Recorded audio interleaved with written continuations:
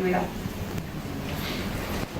Pues primero, bueno, muchas gracias por la presentación, muchísimas gracias por la invitación y por la existencia, ¿no? Porque lo que pasa es que justo acabo de venir de un viaje largo y tal, y esto presentación ha hecho medio del jet lag, porque me tengo que estar todos los días a las 3 de la mañana por ahí, así que pues al principio no estaba muy convencido, pero bueno, agradezco mucho, también disculpas a los que habéis presentado antes, me hubiera encantado estar, pero el trabajo ha matado, yo tengo que pedir para hacerlo por la tarde. Entonces, bueno, como ha comentado, simplemente un poco de solamente autopublicidad, es que tenemos un proyecto que está basado en el Círculo, la sede es el Círculo de las Artes, en Radio Círculo, es un podcast que lo llamamos Universo Paralelo, una mirada al mundo y la sociedad desde la perspectiva científica. Que os animo a buscar, está en internet, ¿no? Con las aplicaciones de podcast, y es de ciencias, hacemos entrevistas, y sobre todo intentamos ver la vida, la normal, la de todos nosotros, pero desde una perspectiva científica, se puede hacer desde una perspectiva artística, desde una perspectiva fantástica. Y entonces hoy lo que voy a intentar es ver el cine desde la perspectiva científica. Bueno, lo primero decir también, pues la cuarta discontinuidad, ¿no? Una visión de la ciencia del séptimo arte. Decir que casi todo lo que voy a decir no es mío, llevamos como 200 y pico programas, entonces algo hemos aprendido en ello. Y pues hay frases de otros, por supuesto, cosas que hemos leído, lo que no puedo, intentaré decir alguna referencia, si a alguien le interesa luego después puedo quedarme las referencias, pero no puedo ir parando a decir todo lo que es nuestro o lo que no es. Entonces, bueno, la cuarta discontinuidad, primero saber qué es una discontinuidad, ¿no? Yo me imagino, es decir, he querido representar las discontinuidades como algo que no es continuo, algo que creemos que está separado. Es decir, primero, aunque voy a hablar de la cuarta, voy a empezar por la primera para ser un poco matemático, y entonces la idea es centrarnos en el ser humano, ¿no? Como ego, una persona egocéntrica que se cree la leche, que se cree que es todo genial y siempre se ha creído el centro del universo hasta que la ciencia le empezó a decir que no. Entonces tenemos la primera discontinuidad. He puesto aquí dos de los mejores cerebros que han pasado, yo creo, por la Tierra, pero no solamente es ellos, también está Copérnico, está Ptolomeo, hay mucha gente que iban apostando con que la Tierra no era el centro, pero no solamente era eso, que la Tierra no era el centro. Cuando llegó Newton, Galileo ya lo había demostrado. El problema era diciendo, vale, entonces eso de ahí que se mueve, ¿por qué se mueve? ¿Y cómo se mueve? ¿Y cómo nos movemos nosotros a través de eso? Entonces se generó unas leyes que hicieron que las leyes de la Tierra eran las mismas del cielo. Hasta ese momento era una bóveda celeste donde los dioses vivían arriba, nosotros abajo, y era totalmente independiente. Y la ciencia rompió esa primera discontinuidad entre el cielo y la Tierra. La segunda, pues unos 100 y pico años después, otro genio absoluto, que tampoco fue el único que trató esto, pero tuvo la destreza de dar con la clave, fue Darwin, y generó la discontinuidad, es decir, rompió la discontinuidad entre el hombre y el resto de la creación, el resto de la naturaleza. En ese momento él seguía hablando de creación, yo creo, porque todavía tendría miedo, pero puso al mismo nivel al hombre a todos los seres vivos que hay en la naturaleza. Eso es una discontinuidad súper fuerte que yo creo que hoy en día todavía no hemos asumido, o muchísima gente no ha asumido, es ponernos al mismo nivel, ¿no? Que es el pensamiento ecológico, que es un pensamiento que yo creo que nos ayuda bastante en comprender el mundo. Estas son dos discontinuidades muy potentes, muy conceptuales, que la ciencia ha ido tirando abajo. Vamos a la tercera. La tercera es de, yo le pongo nombre de un español, hay otros que hablan de otros, pero yo creo que está muy claro que fue Santiago Ramón y Cajal quien dividió, es decir, rompió la división, la discontinuidad entre el alma y el cerebro. Hasta ese momento todos pensaban que el alma era algo fuera de nuestro cuerpo, algo ajeno, algo que permanecía después de la muerte, pero sin base material. Y lo que él llamó estas neuronas, las llamó mariposas del alma, por decir que el alma tiene base material, tenemos esa consciencia, eso tiene todo una base neurológica y una base material, que es que estas tres discontinuidades no se me ocurren cosas más potentes y más rupturas con el ego humano, ¿no? Que a mí son de las cosas que más me gusta de la ciencia y por ello intentamos divulgarlas, es que nos pone a una altura porque nos merecemos, como que no somos tampoco nada del otro mundo, somos como toda la naturaleza, ¿no? Y bueno, a mí personalmente me gusta que nos ponga un poco en nuestro sitio, ¿no? Tenemos estas tres discontinuidades rotas absolutamente. Antes de ir a la cuarta discontinuidad, que es lo que me quiero centrar hoy y quiero utilizar el cine para ello, por eso estoy aquí, quería simplemente un poco parar la teoría de la evolución, ¿no? Que antes hemos mencionado la teoría de la evolución. Yo sinceramente, cuando lo hablo con la gente y cuando nosotros empezamos nuestro programa, yo estaba equivocado, yo era más lamarquista que darwinista, porque siempre pensamos que la adaptación viene cuando aparece el problema, ¿no? Que aparece el problema, aparece una helada, una hibernación, un cataclismo y baja todo a menos 100 grados. Entonces los animales que puedan generar pelo o abrigo son los que sobrevivirán, y no es así, son los que ya tenían pelo. Es que es muy difícil, las soluciones preceden a los problemas, y eso es Darwin. Y para mí esta frase es la que define absolutamente Darwin. ¿Por qué me he parado un poco aquí? Porque yo lo que quiero es que penséis un poco en qué soluciones tiene el ser humano previas a que vengan los problemas, ¿no? Porque cuando estamos hablando de la ciencia y hablamos de la ciencia y la tecnología, de alguna manera estamos hablando de una cosa que hemos hecho nosotros, ¿no? Que somos un ser humano, un ser vivo muy endeble, en mi opinión, comparado con los dinosaurios, por ejemplo, o comparados con muchísimas existencias que hay en la Tierra, y sin embargo estamos aquí. Entonces yo quería presentar eso como la tecnología como solución evolutiva. Quiere decir que nosotros hemos generado una solución que nos ha ayudado a muchos problemas que han venido y muchos que vendrán posiblemente, que todavía no sabemos cuáles son. Entonces esta solución es lo que nos ha hecho a nosotros, seres humanos, y nos ha hecho pues estar actualmente aquí, desde mi punto de vista. Antes de ir a la cuarta, esto parece como una película, cuando me emociona, la cuarta discontinuidad, yo quería explicar para mí lo que es la ciencia, ¿no? Cuando hablo de que es la solución, la ciencia o su brazo tecnológico, no la tecnología, su brazo armado, que es la tecnología,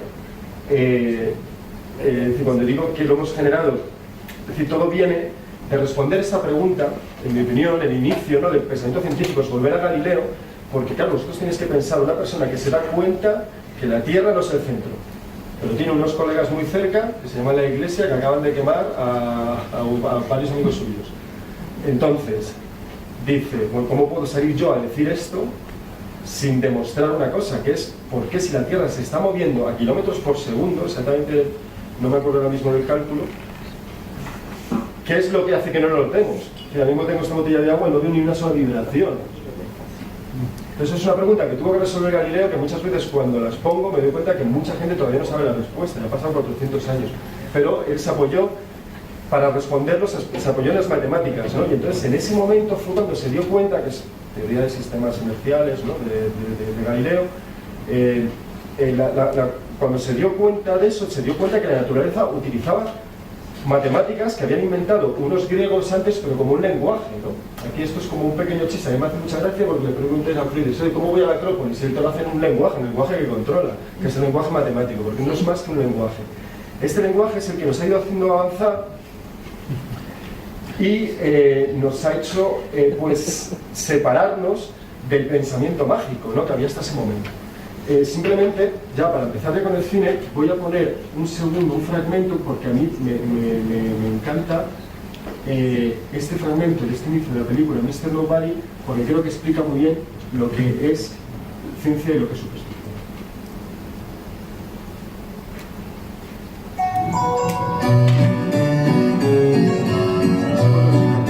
Está en inglés, lo que van a decir, creo que estoy subtitulado.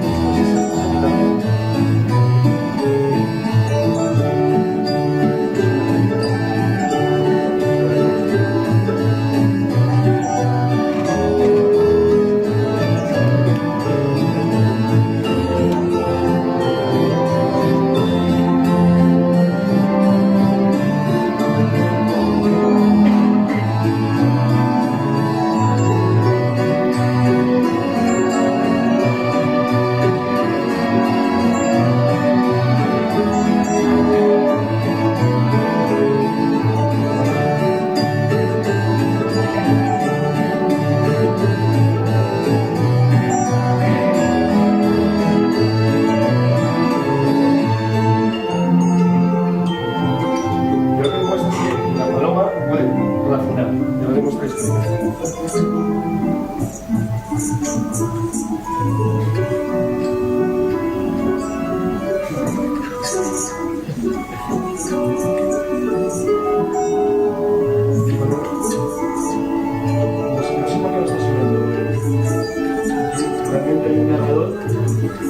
Pero bueno, os lo explico yo.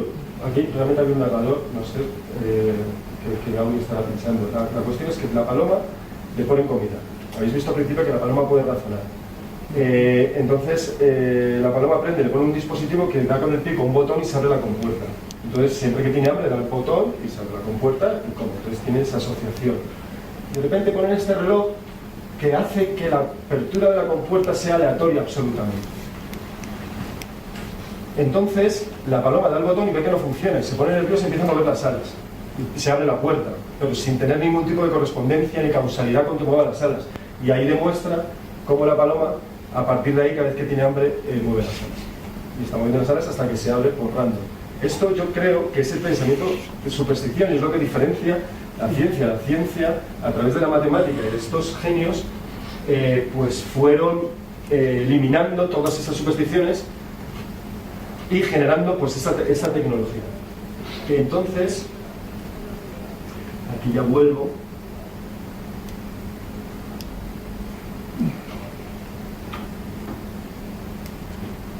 Entonces, quiero ir a la cuarta discontinuidad. La cuarta discontinuidad, preparo esto de Darwin un poco de ciencia para que se pueda comprender un poco. Es la tecnología y el ser humano. Yo creo que hoy en día seguimos pensando que la tecnología es algo que hemos generado nosotros, pero que algo que es ajeno, algo que nos da fuego en casa, que nos prepara unas tostadas o que nos hace llamar a otras personas. Pero sin embargo, desde mi punto de vista y un punto de vista que se está generando ahora, es que no hay discontinuidad. Es decir, la tecnología pertenece a la especie, que estamos coevolucionando. Estamos coevolucionando de una manera, además, cada vez más rápida.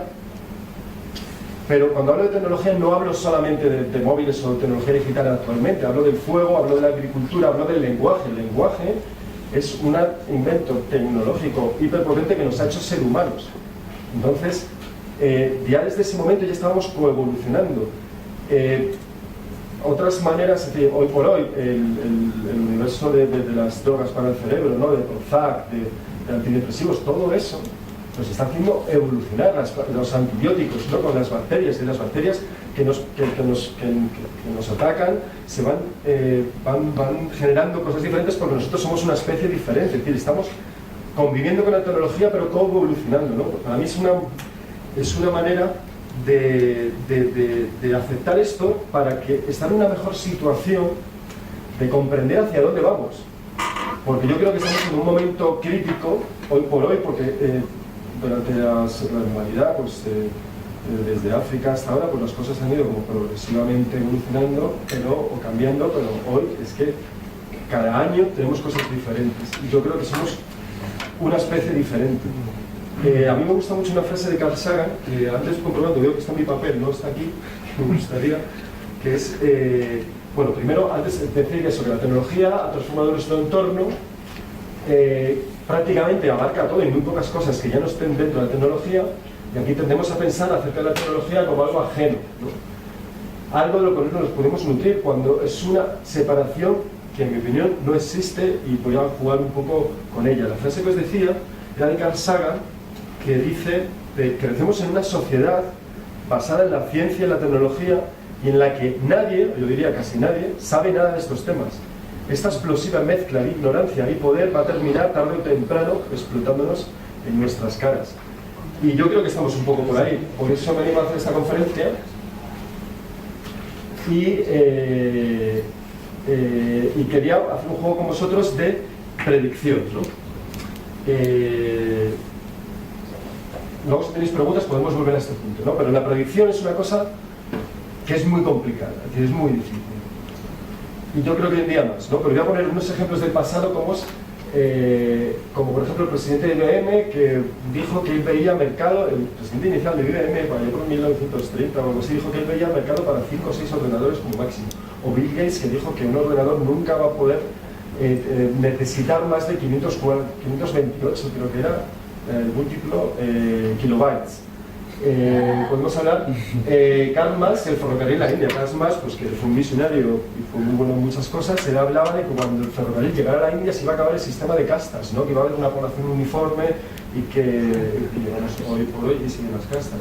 El telégrafo o la radio, que a mí me hace mucha gracia comparar el telégrafo con Twitter o la radio con Internet ahora, iba a ocasionar, hay muchos escritos de que la gente decía que iba a ser el fin de las fronteras, de las guerras, la paz mundial, porque ya la información iba a fluir y que nadie poder engañar a nadie. Es decir, gran predicción. Y hoy por hoy seguimos haciendo predicciones en base a tecnología, ¿no? La inteligencia artificial sigue prediciendo muchas cosas que yo de momento no veo. Internet o el blockchain. El blockchain ahora mismo está todo el mundo, tengo por aquí apuntado, ¿no? Como pues dice que va a haber una democracia real, va a eliminar el intermediario, descentralizar, eliminar las sociedades controladas, vamos a tener todos libertad, la privacidad va a volver, la solución, ¿no? Porque siempre que sale algo, pues predecimos como positivamente muchas veces, pero yo quería aquí representar que no es tan fácil, ¿no? Entonces, en las visiones de futuro, yo aquí lo que quiero es apoyarme en el cine. No estoy muy de acuerdo en lo que se ha dicho. Yo hoy solamente he asistido al final de una conferencia y yo difiero en cuanto que el cine no es una buena herramienta para divulgar ciencia. Bueno, sí que estoy de acuerdo, perdón, pero difiero en que no sea útil para hacer ciencia. Porque para mí el arte, al igual que el cine, que es el séptimo arte, cuando somos incapaces, que para mí es hoy en día imaginar un futuro diferente y nos cuentan, a todo el mundo nos hipotecamos, todo el mundo decimos que la economía es así, no es que si no viene los 3 rates de no sé qué de la economía y si haces esto diferente, porque si la economía la generamos nosotros o la generábamos, es a donde quiero ir. Es un concepto como que no, las cosas son porque tienen que ser así, y eso es una incapacidad de tener alternativas, y por ello creo que nos bombardean con tanta información, estamos todos enganchados al móvil, estamos todos con tanta información que es que la cabeza no nos da. Entonces ahí tenemos algunos genios en el cine, en el arte, que nos pueden dar nuevas posibilidades, ¿no? Que yo lo llamo el mundo de lo posible, ¿no? Una vez que alguien aumenta el mundo de lo posible, se genera un debate y a lo mejor la ciencia va por ahí. Y yo conozco muchos científicos que se han apoyado en ideas de artistas, escritores o cineastas para desarrollar sus propias investigaciones. Entonces, es un poco lo que quería hacer hoy, ¿no? Esta es la primera película que yo voy a utilizar para este argumento, ¿no?, que quería dar. Que a mí esta película me apasionó, no por su calidad, es un poco dura, porque está todo sobreactuada, ¿no? Y tal. Bueno, he visto que hay libertad absoluta para hacer spoilers, ¿no? Pero a mí, la de Contagio no la había visto, ya la he visto. Pero lo que voy a intentar hacer es que yo odio los spoilers, entonces voy a intentar ser lo más escueto posible. Pero esta película, lo que empieza es una guerra, predice, bueno, es de Wells, ¿no? El guión, el libro, y lo que predice es que va a haber una gran guerra. Esto fue en el año 36, creo, y aceptó en 3 años, que va a haber una gran guerra. Entonces la gran guerra se ve, bueno, que además se infectan con un virus, una enfermedad errante, llaman en la película, y es un virus que infectan, que muere el 50% de la humanidad, que lo infecta más justo a los que van perdiendo, como diciendo, bueno, pues ahora ya perdemos todos, ¿no? Hacemos el lose-lose, se hace pues los señores de la guerra, pero aparece un grupo de gente que son los que están ahí, que se aferran a la ciencia. Y esto viene un poco del pensamiento, del movimiento futurista, ¿no?, que había a principios de siglo, se aferraba a la ciencia para crear una nueva sociedad moderna, libre y absolutamente sin guerras. Y de la película aparece y se ve la sociedad y todo basado en un conocimiento. Pues a mí me encanta porque era lo que se pensaba a inicios de siglo con la ciencia y con la tecnología. Estar en un mundo exultante, ¿no? Acaban de hacer la mecánica cuántica, de repente el espacio era curvo, Cajal con sus neuronas. Es decir, estábamos en un momento de la sociología con Freud, con un montón de cosas que en todo eso dijeron, bueno, pues es que el tiempo nos va a hacer más sabios y vamos a ser cada vez mejores y vamos a llegar a una sociedad perfecta, que es la que hoy tenemos y que creo que no es 100% perfecta. Entonces, yo por eso, esta predicción es muy bonita, es muy chula, pero ha errado, desgraciadamente, ¿no? Pero esa sensación de euforia a veces es mala consejera. Alguna frase que me encanta del protagonista, que no os voy a poner porque ya nos retrasamos mucho, es que dice al final de todo. Porque bueno, aparecen unos grupos como un poco violentos porque quieren una cota de poder y demuestran comportamientos humanos, ¿no? De que son codiciosos, quieren poder y tal, y entonces estos les convencen y hablan del progreso científico como algo inevitable, que no se puede parar. Y eso también quería incidir luego al final de la charla sobre ello. Pero bueno, la visión de Wells a mí me encanta, de un diseñador a través de la tecnocracia, el progreso, abolición de la guerra, que es una maravilla. Siguiendo con líneas positivas del cine, ¿no?, que dice que la tecnología puede ser bueno, tengo esta película que a mí me encantó en su momento, que es 2046, de un chino, que lo único que quiero contar es que ofrece la ciencia como solución a escapar de nuestros miedos, ¿no? Hay una persona protagonista que tiene un desamor muy fuerte, que entonces se mete en un tren que tienen androides y el tren viaja casi a la velocidad de la luz, de manera que cuando él baja del tren ya sus problemas habrán desaparecido, porque aquí habrán pasado 20 años mientras él ha estado 2 años, por ejemplo, ¿no? Entonces utiliza la tecnología también como una vía de escape, ¿no?, como una vía de salvación. Lo que él lo que iba a prever es que se enamoró de un androide, ¿no?, que al final el tío tenía el problema que se enamoraba de todos lados. Pero es una visión también utópica de la ciencia. En estas aquí, que son más obvias, ¿no?, Interestelar o Sunshine, aquí Sunshine es que el sol va a dejar de calentar. Y entonces la ciencia va a lograr, o va a intentar lograr, no voy a hacer spoiler, pero es poner una bomba atómica gigante dentro del sol para reanimarlo, ¿no?, a modo de marcapasos. O Interestelar, que es de hace muy poco, que es que la Tierra ya parece que nos la hemos cargado un poco, no se sabe por qué, pero no queda oxígeno y tenemos que ir a otros planetas a colonizarlos, ¿no? Entonces esto, vuelvo a decir, por eso digo lo de la cuarta discontinuidad, es la ciencia propone soluciones como especie que no sabemos qué problemas vendrán después, pero ante este problema a lo mejor tenemos una solución, o ante este otro problema tendremos la solución de colonizar otros planetas.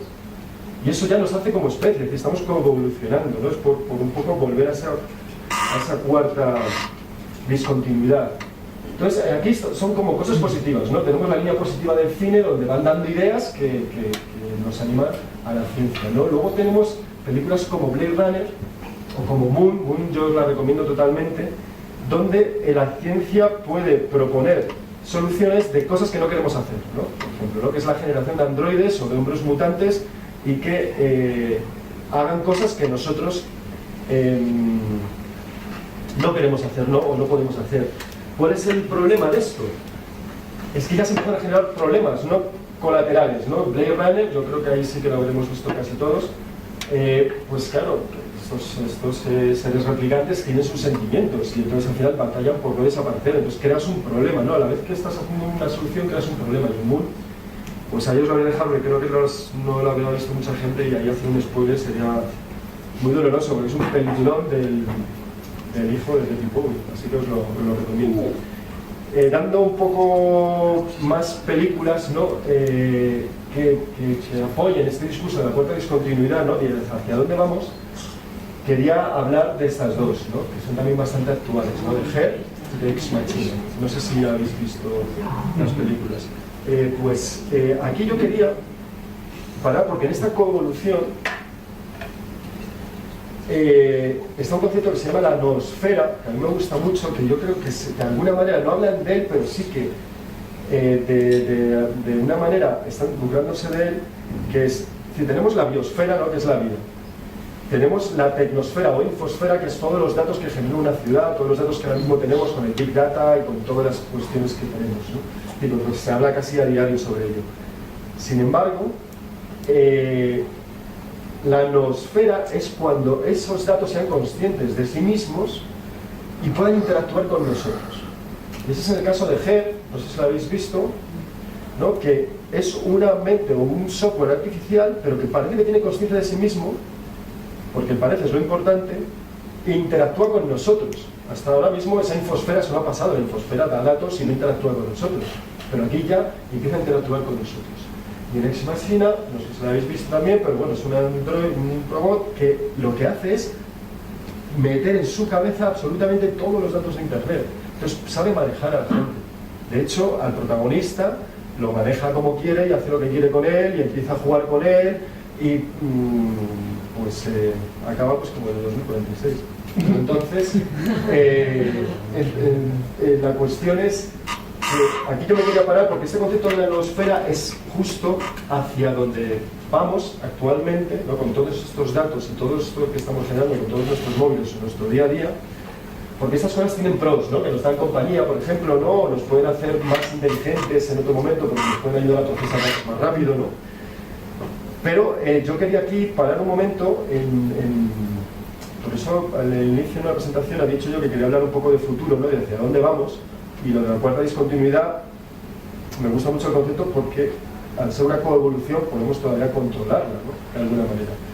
Porque yo creo que todos estos datos, ¿no? Que estamos generando hoy por hoy, a pesar de que haya cosas que parecen que son buenas, que nos puedan dar compañía, ¿no? Robots futuros que dan compañía a personas mayores, siempre son por un beneficio, por supuesto. Y son cosas que son como cadenas de comida rápida, ¿no? Que casas de apuestas, casinos, ¿no? Aplicaciones que nos van dando y nos van dando como soluciones a cosas que necesitamos para quedarse con nuestros datos, tenerlos distraídos de alguna manera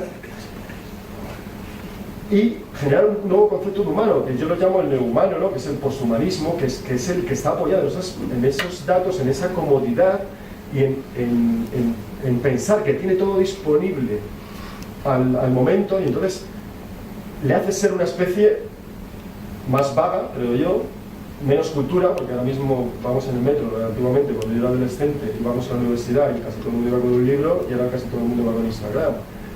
No creo que sea un paso evolutivo. Si es una evolución, la evolución no quiere decir que vaya peor o vaya mejor, ¿no? Pero es que Facebook, Instagram, ¿no? Es una explotación una explotación de nuestras íntimas relaciones, de lo que hacemos, lo manejan. Entonces, de esta manera estamos perdiendo privacidad, perdemos nuestros derechos, ¿no? De protección, perdemos la transparencia. Y encima hay una cosa muy fuerte, que hay un libro que sí que hay que hacer mención porque es muy actual, que se llama es armas de destrucción. En vez de armas de destrucción masiva, es armas de destrucción matemáticas. Y son todos los algoritmos que están ahora mismo generando, que están invirtiendo. Hay una película también que no he encontrado en la portada, porque ayer a última hora lo tenía por aquí, que es el de unos chicos que compran un piso al lado de Wall Street para estar lo más cerca posible, para tener nanosegundos antes que los demás, para poder los drones de inversión, ¿no? Que ahora mismo la economía que creemos que estamos controlando nosotros, para nada, son algoritmos que están invirtiendo por nosotros, desinvirtiendo en nanosegundos para ganar dinero, millones y millones de euros, arruinando absolutamente países, pero con los algoritmos. Entonces ya cuando estamos hablando, aquí esto es como la cara buena, ¿no? Del algoritmo del software, ¿no? En algún momento. Pero es que nos estamos adentrando para mí en una distopía, ¿no? Que es lo contrario a una utopía, que es en el que vamos perdiendo el control.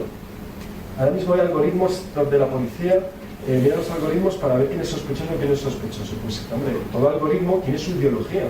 Cuando tú lo programas, pues pondrás razas, no pondrás razas, y algo está fuera totalmente de nuestro control.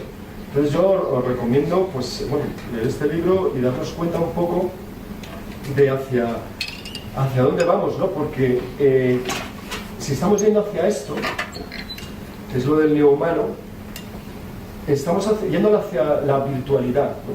La virtualidad quiere decir que no somos datos, que si al final un 80% de la población es feliz, nos vale, pero el 20% a lo mejor nos toca ser nosotros. Esos algoritmos van prueba y error y van viendo pues que hay una mejoría en unos datos, en unos KPIs, lo que llaman, unos process indicators ¿quién ha decidido por nosotros que se programa? Y no, yo al menos no he tenido ningún tipo de decisión en ello, ¿no? Entonces, creo que estamos yendo, que me parece un salto, y a lo mejor pero estamos en el momento de evitar las siguientes películas, ¿no? Que son ya el cataclismo, pero es que Matrix es justo el inicio, estamos viviendo ahora, ¿no? De que sea un algoritmo que nos gobierne. Es que ya estamos gobernados por algoritmos, ¿no? Hubo un grupo de Matadero, de aquí de Matadero, Madrid, que se llama Gabinete de Crisis de Ficciones Políticas. Nos invitaron a hablar con ellos porque hacían ficciones donde todos en el juego es como un juego de rol, pero que luego se graba y se hace un documento para la humanidad posteriormente, diciendo aquí, pues la ficción es que no hay mortalidad, o que entonces hicieron una ficción que nos gobernaba un ordenador en vez de las personas, ¿no? En vez de los políticos. Yo estaba absolutamente a favor del ordenador, decía, bueno, pues es que lo que tenemos, yo prefiero un ordenador, pero programado. con el juego de los bienes comunes, pero claro, el juego de los bienes comunes, ¿qué pasa con el 20% de la gente? Que es difícil, pero lo que yo quería decir es que estamos cada vez evolucionando, por eso hacia la cuarta discontinuidad, en una mutación mucho más virtual y mucho menos humana. Y nosotros, al menos desde nuestro universo paralelo, siempre intentamos ser humanistas, es decir, ¿no? Es que cada persona importa y que las sensaciones, los sentimientos importan. Es decir, aunque parezca una chorrada, es decir, los números no tienen sentimientos, las estadísticas no tienen sentimientos. Sin embargo, cuando he hecho un truco, ¿no? Un mal truco, cuando os he contado de Darwin al inicio, de que la tecnología ha sido la solución del ser humano para llegar hasta aquí, es mentira. Es decir, ha sido parte de la solución. La otra ha sido los comportamientos altruistas, ha sido la bondad, es decir, ha sido la empatía. ¿Por qué los neandertales ya no están aquí? ¿Por qué otras especies no están aquí? Porque supimos agruparnos, supimos hacer lazos más allá de la consanguinidad. Supimos hacer muchas cosas gracias a intentar que si ves a alguien en la calle dices, joder, intentan ayudarle. Ya somos 7.000 millones de personas poblando el planeta por unas cosas humanas, es decir, no por algoritmos. Entonces, yo por eso, pues bueno, me gusta hacer esta charla para decir un poco, aunque suene un poco fantasía, pero ¿cómo podemos evitar estas cosas? Por ejemplo, nosotros tuvimos la suerte hace unos meses de hacer una entrevista a Richard Stallman, que es el padre del software libre, ¿no? del Linux, bueno, del GNU realmente. Estuvo con nosotros en el universo paralelo.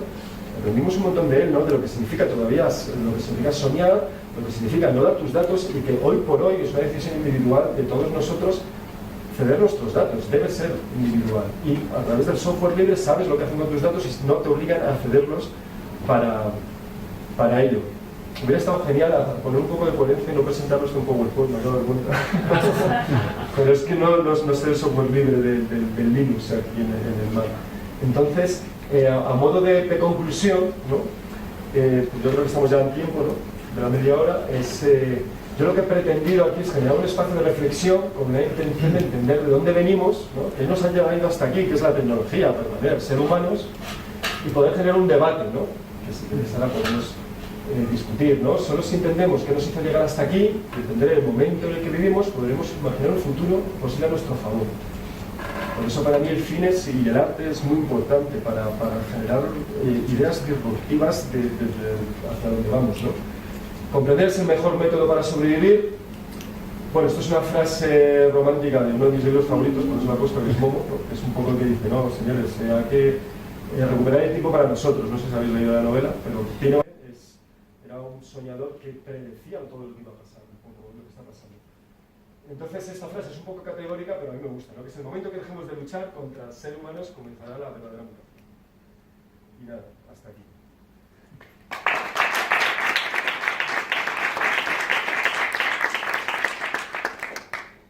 Los datos porque tienes algo cambios. Claro. Evidentemente es el precio, te dan algo gratis, entre comillas, pero son tus datos lo que estás pagando. Claro, pero luego tienes por ejemplo en China. Bueno, en China. Claro, tienes lo del Panopticon, ¿no? Que es el WeChat, es una espía absolutamente. Si alguien tiene WeChat, yo lo recomiendo que no lo tenga, porque está todo el tiempo el gobierno, lo que de datos. Realmente está lleno de cámaras, tú vas a China y está lleno de cámaras por todos los sitios. ¿Por qué eso no puede pasar aquí? Si cada vez estamos teniendo más las cosas, ¿no? Llegará un momento que habrá un punto de no retorno y diremos, bueno, ¿en qué nos hemos metido, ¿no? Lo de China es chino, porque un amigo nuestro está hace poco en China y evidentemente desde ahí no podría hacer ni sus cuentas de Gmail, ni a Facebook, absolutamente nada. Yo le hice una conexión directa encriptada, me funcionó 3 días. A los 3 días lo detectaron y ya no podía desde su propio teléfono hacer absolutamente nada. Pero pues eso que está pasando es algo que puede pasar totalmente, y eso es el inicio de Matrix, ¿no? Realmente. Es que las visiones distópicas también, distópicas, son creo que muy buenas para razonar hacia dónde podríamos ir, porque podría pasar, ¿no? Es decir, entiendo que hay películas de muchas catástrofes también, ¿no? El meteorito que viene a la Tierra, bueno, pues es que es bueno que haya esa película, aunque luego haya muchas inexactitudes científicas, porque así algún grupo de científicos, a lo mejor alguien decide invertir porque puede pasar eso. De hecho, es que había muchas películas que he tenido que ir desechando porque hay un montón de películas que nos dan pistas de lo que puede pasar, y me he centrado un poco en lo que es para mí la evolución del ser humano sin descontinuidad con la tecnología y ya generando como un medio humano que cada vez creo nos hace más insensibles con tanta tecnología alrededor. Pero bueno, es una opinión que he querido dar y no es una verdad como que la Tierra es redonda, porque hay gente que duda de ello. Ahora vengo de México y el taxista que me lleva al aeropuerto me lo dijo.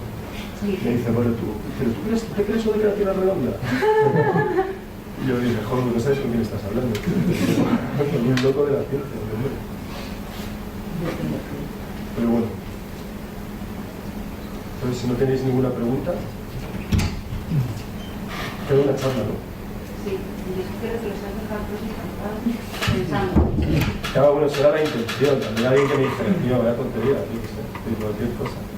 Pero bueno, sabía que venía a la universidad y ya es un momento de que haya gente que todavía son mentes pensantes. Nosotros ya nuestros trabajos ya pensamos muy poquito. Intentamos sobrevivir. Yo tengo una reflexión sobre lo que has dicho, más que una pregunta, y es que, bueno, una película que me sorprende que me hayas nombrado, que es El tiempo en sus manos, y hablabas antes de que la evolución, desevolución, de que no avanza ni retrocede, y a mí me plantea esa película ciertas dudas, porque yo creo que sí que hay involución. Entonces la pregunta es si a lo mejor este tipo de descontrol o de desconocimiento científico general, social, que cada vez se va haciendo más grande, nos puede llevar a que esa gran mayoría al final sea la que predomine y no la mayoría que aboga por la ciencia. Pero eso pasa. Es que el tiempo no conozco esa película. ¿Perdón? Desde mi punto de vista, eso que estás diciendo Está pasando. pasa a día de hoy. Sí, pero bueno, A nivel educativo. sí. Y si piensas en el sistema educativo español, por ejemplo, es un claro ejemplo de esto. Claro, bueno, hablo ya de llevarnos a un extremo. Pues, la política, de hecho, no aboga porque precisamente las mentes pensantes se queden en España, porque desde mi punto de vista es mucho más fácil controlar a una población en la cual no inviertes en su educación, que es lo que está pasando a día de hoy, y haces que la gente que está más formada se vaya, porque esa es la gente que te produce una revolución porque le preocupan otras cosas y ve la realidad de otra manera. Entonces, desde mi punto de vista, esto lo discuto mucho en casa, porque yo opino de una manera y mi pareja opina de otra, pero desde mi punto de vista, eso que tú estás comentando está pasando a día de hoy.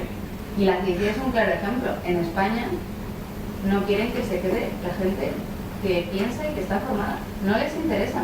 Porque ¿qué pasa si a día de hoy cuánta gente que está en el Congreso tiene una carrera simplemente? Bueno, a lo mejor unos cuantos, pero que sea de verdad. Sí, pero...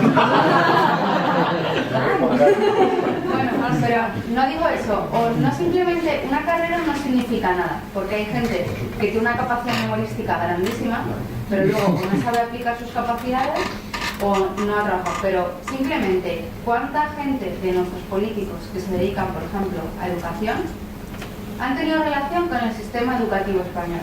¿Cuánta gente que se dedica a sanidad conoce el sistema de sanidad? ¿O cuánta gente que maneja nuestro dinero ha tenido contacto con ese dinero o sabe cómo llevarlo que no sea su bolsillo? Y asumen que no somos cargados. Claro. ¿Qué es lo que pasa? Que si tú metes ahí a gente formada, porque al fin y al cabo el sistema político español es familiar muchas veces, no sé si estaréis de acuerdo en eso, pero si hay mucha gente que su familia se dedicaba a eso y sigue siendo por afiliarte a un partido desde que eres pequeño y no hay ningún otro tipo de... O sea, tú desde luego te puedes meter, pero no es lo normal. No hay unos requerimientos mínimos como en otros países para poder escoger un puesto público en cierto tema determinado. Bueno, es que yo esa película no la he visto, la veré, pero los artículos que a mí me fascinan se llama La distopia de los idiotas. Y es como empieza a decir, bueno, ¿te imaginas un mundo donde la gente dejara con esto? ¿Qué te imaginas? Bueno, puede ser. ¿Te imaginas un mundo como tal, y te va diciendo lo que los idiotas piensan y cómo es el fin del mundo? Realmente, es el distopia de los idiotas. Entonces es lo que tú un poco has dicho, ¿no? De que al final Pero es un poco lo que quería decir con la frase de Carl Sagan, ¿no? De que si no comprendemos lo que es la tecnología, no comprendemos lo que es la ciencia, y sin embargo todo lo gobierna realmente, porque cada vez son más drones y son más decisiones automáticas los que nos gobiernan, pues nos abocamos a un futuro bastante complicado, ¿no? Es mucho más precario. Hoy por hoy, a mí, por ejemplo, otro libro que os recomendaría es uno que es apasionante, se llama Después del futuro, de un italiano, se llama Franco Berardi, que habla de cómo se pensaba el futuro en la época de la película esta, ¿no? De los años 30, lo que se pensaba y a dónde hemos llegado, ¿no? Y va viendo cómo toda esa promesa de la tecnología nos está generando más precariedad porque nos obliga a ser mucho más productivos constantemente. Ahora mismo el trabajo puedes hacerlo desde cualquier sitio, ¿no? Muchas veces desde Skype o tal. Entonces, claro, podéis ir a sitios donde cobren mucho menos dinero porque está deslocalizado, ¿no? Está como que la tecnología estamos dando la base a ese liberalismo de los 80 que no saben cómo hacerlo y lo están consiguiendo gracias a la tecnología, ¿no? Entonces, es la opinión de este hombre que a mí me gustó mucho ese libro. Y es un poco así, ¿no? De que si no conocemos lo que es la ciencia, lo que es la tecnología, lo que nos ha llevado hasta aquí, sobre todo lo que es Darwin, es que Darwin es fundamental, pues vamos un poco mal, ¿no? Porque lo de que las soluciones prefieren a los problemas, eso es lo que yo digo siempre a gente que quiere estudiar. Me dice, ¿para qué vas a estudiar alemán? ¿Para qué vas a estudiar atrás? Yo nunca he ido a Alemania. Bueno, pero son soluciones que estás metiendo antes de que llegue posiblemente un problema. Al final vivimos aquí 150 años y de repente, como es ahora, el trabajo se va todo a Alemania, pues el que ya tenía la solución antes va a adaptarse más a la nueva realidad que el que no la tenía. ¿Me explico? Entonces es como una manera de entender la ciencia que a nosotros nos gusta mucho en nuestro programa. Intentamos divulgarla para no solo utilidad de cómo funciona tu móvil, sino cómo funciona tu vida realmente. Pero la verdad, ¿cómo era? El tiempo en sus manos. Yo no sé, no me acuerdo del título original. ¿No pensaba que Juan decía también así? También, ¿no? Joder, ¿Es lo del viaje en el tiempo, la máquina del tiempo? Sí. Vale, es que Sí, la has visto seguro. es absoluto. Sí, empieza a procesar una película por distintas épocas dejando al futuro viendo, supuestamente, porque es de los años 40, 50, cómo va evolucionando la vida hasta que mete un salto a millones de años y la mirada ha evolucionado hasta un punto de ridículo. Sí, los Sinoi y los Morlocks. No soy el típico, sí. No lo he visto. Pero bueno, muchísimas gracias.